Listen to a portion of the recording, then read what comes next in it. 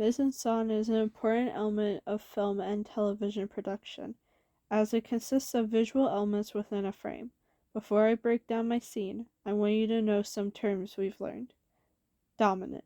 The dominant element is very important for mise-en-scène.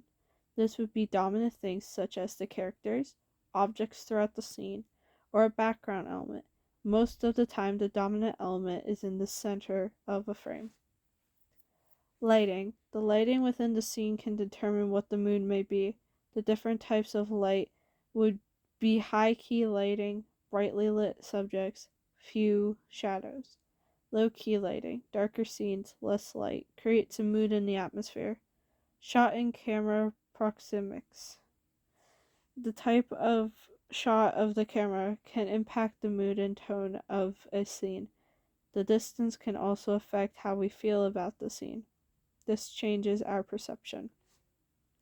Angle. The angle of the camera is positioned affects the mood of the scene. For example, if the camera is facing up, it shows an uncomfortable feeling, makes you feel weak and like there's power over you. Color values. The color values affect the mood and tone of a scene. Depending on what the dominant color of the scene is, it will depict a certain mood. For example, if the scene is more blue, this creates a sad or lonely feeling. Lens, filter, stocks. The lens, filter, and stocks used in a scene can also impact the mood and tone. Like filters on different images and scenes can affect how you interact with the scene. Or if you have a telephoto lens, this may create a sense of detachment. Subsidiary contrasts. After looking at the dominant, you may catch yourself interested in other things around the scene. This is subsidiary contrast. May be caused by a color that caught your eye or something moving within the background. Density. The density is the amount of things within a scene. If the scene has higher density, it may feel chaotic. Low density may feel empty. Depending on the type of density, it makes you feel certain moods within the scene. Composition. The composition in the amount of elemental components within the scene and frame of the film. If it has good composition, the frame will feel balanced. Form. The form refers to the shape and structure of the image. It may feel free-flowing with open form and contained in closed form. Framing.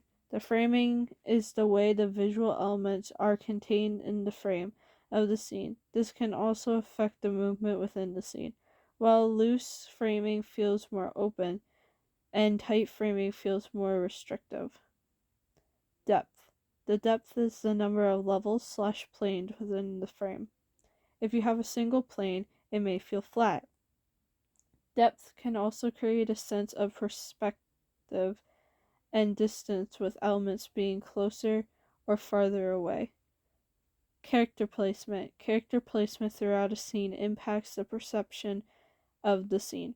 If a character or characters is more at the center of the scene, they are more likely to be dominant, while characters placed on the sides feel more peripheral.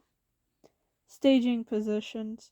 The staging positions show where a positioned within a scene.